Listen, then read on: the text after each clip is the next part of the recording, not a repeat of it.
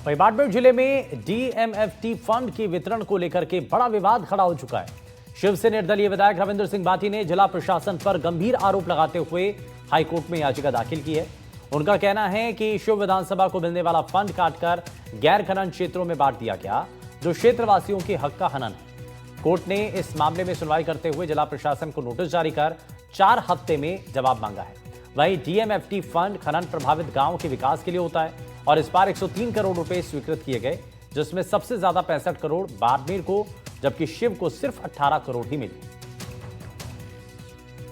बाड़मेर जिले के DMFT budget को लेकर हुई अनियमितता को लेकर शिव विधायक रविंद्र सिंह बाटी ने हाईकोर्ट में एक पिटीशन दायर की है, जिसमें कहा गया साफ तौर पे कि नियमों को ताक पे रख के सारी चीजें की गई। आखिर क्या है वो पिटीशन, किस तरीके से नियमों को ताक में रखा है, इन्हीं से जानते हैं रविंद्र सिंह बाटी से। क्या साहब, आज जो आपने कुछ दिन पहले डीएमएफटी को लेके हाईकोर्ट में पिटीशन दी, क्या पिटीशन और क्या मामला है? देखिए, जाहिर सी बात है कि जो डीएमएफटी फंड होता है वो माइनिंग एरिया से इफेक्टेड जो लोग होते हैं, जो क्षेत्र होता है, उसको मजबूत करने के लिए होता है, वहां पे इंफ्रा को डेवलप करने के लिए होता है। जबकि बाड़मेर में ऐसा हुआ है कि जो नॉन माइनिंग एरिया है उसमें ज्यादा फंड खर्च किया गया, जबकि जो माइनिंग इफेक्टेड एरिया था, जिसमें मेरा भी काफी बड़ा जो क्षेत्र आता है, वहां पे जो मूलभूत सुविधाएं हमें उपलब्ध करवानी थी या डीएमएफटी का जो उपयोग करके जो संसाधन उपलब्ध करवाने थे वो नहीं करवाए गए और बड़े स्तर का जो अनियमितताएं हुई। तो जाहिर सी बात है, मैंने इसके संबंध में पहले भी कलेक्टर को और जयपुर बैठे आला अधिकारियों को इसके बारे में अवगत कराया था, पर किसी की नींद खुली नहीं।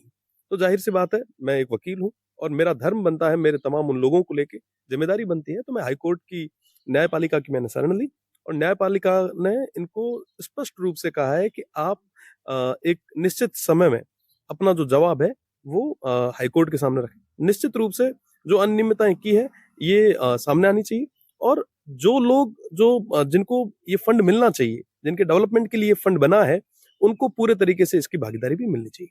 क्या लगता है आपको, ये अनियमितता हुई है बाड़मेर स्तर पे हुई, अधिकारी स्तर पे, या कोई पॉलिटिकली रिवेंज है? क्या कारण है, आखिर जानबूझ के क्यों किया जाता है? देखिए, ये तमाम चीजें अमूमन इन लोगों को लगता है कि साहब हम फंड को किसी भी तरीके से बांट देंगे, कौन पूछने वाला है, कौन कहने वाला है। अभी तक की इनकी यही तासीर रही, कभी कोई खुल के सामने नहीं आता था।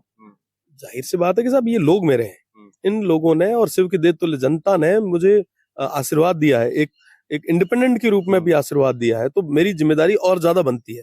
और जाहिर सी बात है कि अगर मेरे लोगों के साथ किसी भी तरीके का कोई कुठाराघात होगा तो सहन नहीं करेंगे, मजबूती से लड़ाई लड़ेंगे। रविंद्र सिंह बाटी और संघर्ष की पैरेलल साथ ही चलेंगे जीवन भर? सब मेरे लोगों के पे जब बात आएगी और उसके बाद अगर मैं घर पे जाके बैठ जाऊं तो ये शोभा नहीं देता। मैं इससे अच्छा तो राजनीति छोड़ दूं तो ही ठीक है।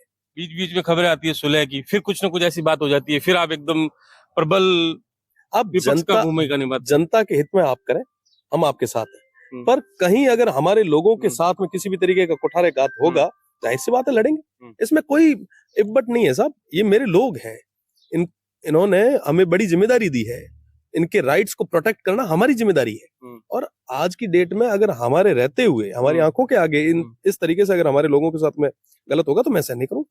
हाईकोर्ट के बाद सुप्रीम कोर्ट, जहां लड़ना पड़ेगा, सड़क से लेके सदन तक और न्यायपालिका के किसी भी चरण पर, हर जगह हम तैयार हैं। हमारे लोगों को किसी भी तरीके से परेशान नहीं होने देंगे। ये रविंद्र सिंह भाटी जिनका साफ तौर पे कहना है डीएमएफटी का जो बजट है वो हमारा हक है और हम लेके रहेंगे। इसके लिए चाहे संघर्ष कोर्ट पे हो, चाहे सदन में हो, चाहे किसी भी पटल पे हो, जो देवतुल्य जनता है, इनका जो हक है इनको ही दिला के रहेंगे। कैमरा सहयोगी भैराराम के साथ भूपेश आचार्य, एनडीटीवी बाड़मेर।